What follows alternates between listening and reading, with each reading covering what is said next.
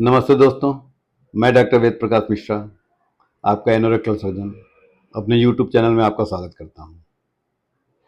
एक जो regular question मरीज कभी कभी हम लोग से पूछता है जब उसको कोलोनोस्कोपी या सिग्माइडोस्कोपी के लिए हम लोग बोलते हैं। तो सिग्माइडोस्कोपी या कोलोनोस्कोपी क्या होती है, पहले इसकी जानकारी देता हूं। जैसे गले में अल्सर हो, पेट में अल्सर हो, इसके लिए मुंह के रास्ते एक दूरबीन डाला जाता है और अल्सर का पता किया जाता है। उसी तरह यदि नीचे आंतों में या रेक्टम के एरिया में या कोलन के एरिया में लगता है कोई घाव हो या कोई बीमारी हो, गांठ हो, यदि हमें उसका पता लगाना होता है तो नीचे से लैट्रिन के रास्ते से एक दूरबीन डाला जाता है और आंतों के अंदर की स्थिति देखी जाती है। इसमें यह पता चलता है कि अल्सरेटिव कोलाइटिस तो नहीं है, क्रॉन्स तो नहीं है, या कोई स्टिक्चर, मास, इस तरह का कोई फिगर तो नहीं बन रहा है। जहां जरूरत पड़ती है वहां से एक टुकड़ा बायोप्सी का ले लेते हैं और उसको जांच के लिए भेज देते हैं और उसकी रिपोर्ट के अनुसार अगर कोई बीमारी अंदर है तो उसका पता चल जाता है। जब भी हमें लगता है कि फिशर जो है मल्टीपल फिशर बन रहे हैं 6 और 12 o'clock के अलावा, या फिस्टुला की कई सारी ओरिजिन है, या पाइल्स में भी लगता है कि अंदर हार्डनेस है, या पीआर करने पे अंगुली से अंदर देखने पे कोई गांठ पता चलती है, या मरीज बताता है कि काला खून आता है, या स्टूल जो है ब्लड मिक्स आता है, तो ये सस्पेक्टेड केस होते हैं कि अन्य कोई बीमारी अंदर पड़ी है।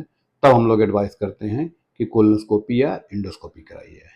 जनरली जब मरीज हमारे पास आता है तो क्या होता है कि ये लैट्रिन का रास्ता है, इसके चारों तरफ के एरिया हम लोग देखते हैं कि कोई एरिया में दिक्कत तो नहीं है। अगर फिस्टुला है तो मल्टीपल फिस्टुला तो नहीं है, दूसरा लैट्रिन रास्ते पे घाव तो नहीं बना हुआ है।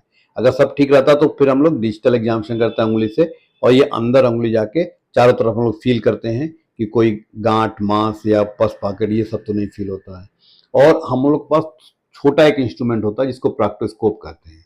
तो प्रैक्टोस्कोप अंदर डाल के, इसमें लाइट डाल के हम लोग देखते हैं कि कोई घाव या इस तरह का एरिया तो नहीं है, पाइल्स है तो किस डिग्री में है। लेकिन प्रैक्टोस्कोप से हम केवल एनल कैनाल का एरिया देख पाते हैं। एनल कैनाल लगभग 4 सेंटीमीटर की दूरी होती है। जब हम प्रैक्टोस्कोप डालते हैं तो इसमें एनल कैनाल हमको पूरा दिखता है। इसके एनोरेक्टल जंक्शन के ऊपर का जो रेक्टम का एरिया है वो नहीं देख सकते, या अंदर जो कोलन का एरिया नहीं देख सकते। तो अगर हम लोग को लगता है कि इस तरह की कोई सिस्टमिक डिजीज हो सकती है तो उसको रूल आउट पहले कर लेते हैं, क्योंकि अगर वो बीमारी पड़ी रहेगी, हम इधर ऑपरेट भी कर देंगे तो दोबारा होने का डर रहता है। या ऐसा ना हो कोई बड़ी बीमारी अंदर पड़ी हो, कोई बड़ी बीमारी बन रही हो, नीचे हम ऑपरेट करें, बीमारी बढ़ सकती है। तो अगर थोड़ा भी हम लोग को सस्पेक्ट होता है तो कोई इसमें रुकने की जरूरत नहीं होती है या घबराने की जरूरत नहीं होती है, एक कोलोनोस्कोपी करानी चाहिए। कोलोनोस्कोपी से बीमारी कंफर्म हो जाती है और जो बीमारी होती है उसका इलाज समय पे पूरा हो जाता है। तो जब भी आपके डॉक्टर या एनोरेक्टल सर्जन कहें कि कोलोनोस्कोपी करनी है, तो इसका ये मतलब नहीं है कि कैंसर हो गया इसलिए कोलोनोस्कोपी हो रही है। कोलोनोस्कोपी इसलिए हो रही है कि जो अन्य बीमारियां जिससे ये फिशर, फिस्टुला या ब्लड आना हो रहा है वो साथ में खत्म हो, पहले उस बीमारी को। तो जो कोलोनोस्कोपी या सिग्माइडोस्कोपी अगर आपका एनोरेक्टल सर्जन बताता है तो घबराने की जरूरत नहीं है, उसको कराएं और कराने पे जो रिपोर्ट आती है उसके अनुसार ट्रीटमेंट लें।